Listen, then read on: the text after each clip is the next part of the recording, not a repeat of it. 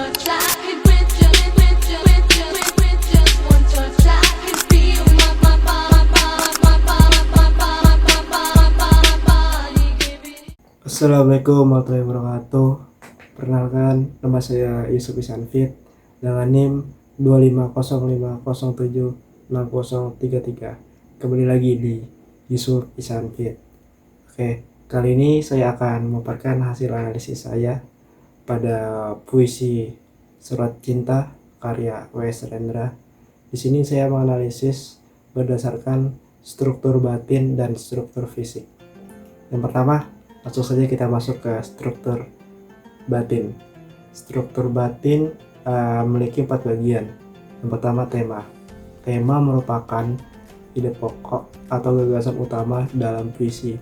Biasanya itu tema bercerita tentang cinta, terus ada persahabatan, perjuangan, kematian. Nah, pada puisi Surat Cinta ini tema yang digunakan yaitu cinta. Cinta W.S. Rendra yang tulus kepada Dek Narti, yang digambarkan dengan kondisi alam. Karena apa? Karena pemilihan kata yang digunakan pada puisi ini banyak menggunakan gambaran alam seperti udara, angin, dan bunga. Terus selanjutnya ada yang namanya rasa. Rasa merupakan sikap atau perasaan penyair terhadap tema.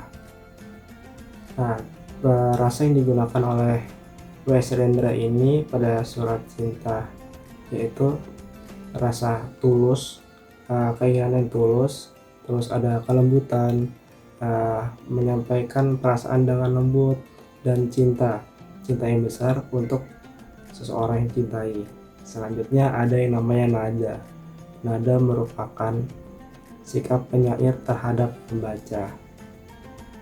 Nada yang digunakan oleh W.S. Rendra pada puisi Surat Cinta ini yaitu nada romantik, di mana W.S. Rendra mengungkapkan rasa cinta terus dengan ketulusan, dengan kelembutan, dan keinginan yang kuat untuk dapat cinta dari Dek Narti.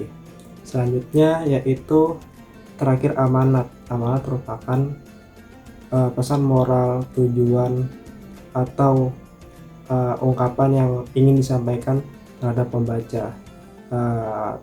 Pesan yang atau amanat yang dapat disampaikan pada puisi ini yaitu W.S. Rendra ingin mengungkapkan cinta yang tulus kepada Dek Narti dengan keinginan yang sungguh-sungguh untuk dapat hidup bersama dengan Dek Narti. Selanjutnya ada struktur fisik. Struktur fisik yang pertama ada diksi. Diksi merupakan pemilihan kata yang dilakukan penyair untuk mengungkapkan perasaan atau gagasan yang dituangkan dalam puisi yang dituliskan. Pada puisi ini diksi yang digunakan yaitu menggunakan kata-kata puitis untuk memperjelas perasaan penyair dalam puisi yang dituliskan tersebut. Ya, terus yang kedua itu menggunakan kata-kata konotatif untuk memperjelas makna pada puisi. Terus yang ketiga itu ada yang namanya kata konkret, di mana membantu pembaca untuk memperjelas imajinasi yang ia dapat tangkap untuk mengartikan sebuah kata dalam puisi Surat Cinta ini, seperti angin, hujan, langit. Itu contoh kata konkretnya. Terus ada imajinasi.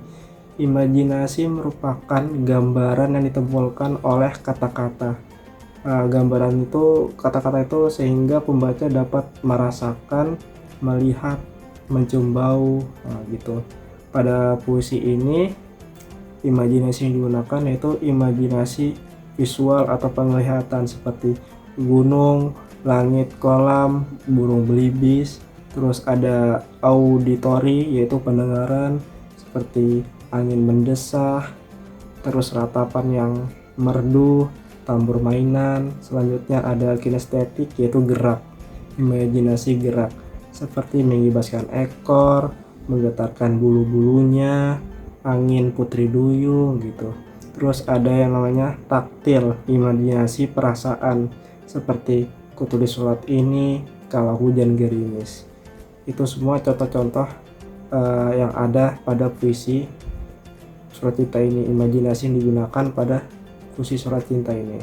Selanjutnya yaitu majas, gaya bahasa untuk memperkuat makna pada puisi.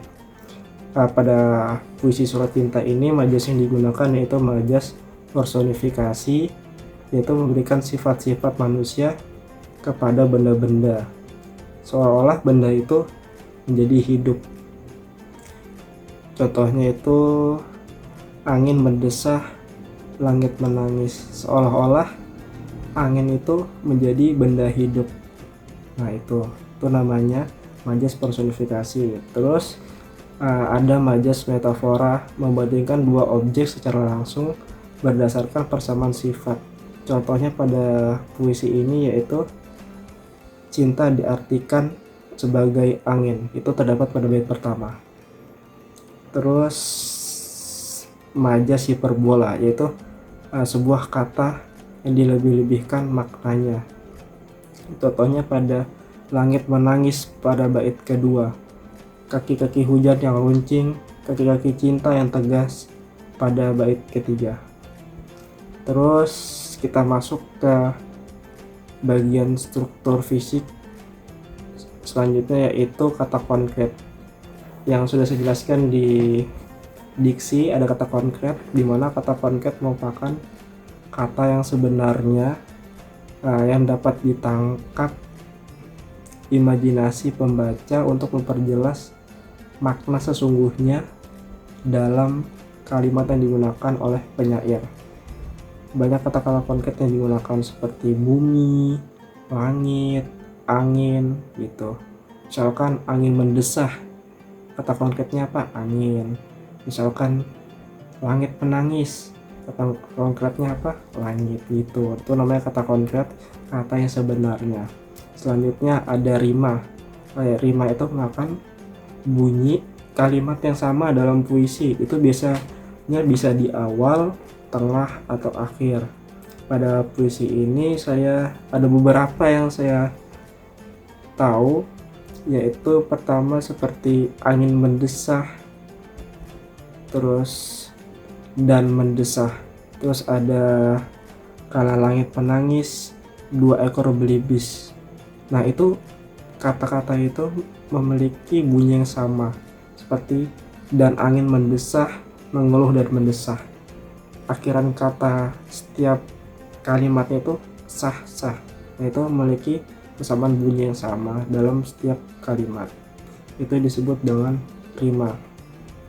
Terus ritma pada puisi ini bisa di awal, bisa di tengah, bisa di akhir. Itu penekanan tinggi nadanya sebuah nada gitu. Terus yang terakhir tipografi, itu perwujudan tata letak tulisan pada halaman puisi. Tipografi yang digunakan pada puisi surat cinta karya W.S. Rendra ini yaitu rata kiri. Mungkin cukup sekian hasil analisis struktur fisik dan struktur batin dari puisi surat cinta karya W.S. Rendra dari saya Yusuf Isanfit. Apabila terdapat kekeliruan dan kesalahan dalam menganalisis struktur fisik dan batin, saya mohon maaf, kurang lebihnya mohon dimaafkan. Wassalamualaikum warahmatullahi wabarakatuh. Terima kasih yang sudah menonton. See you, bye bye. Semangat terus.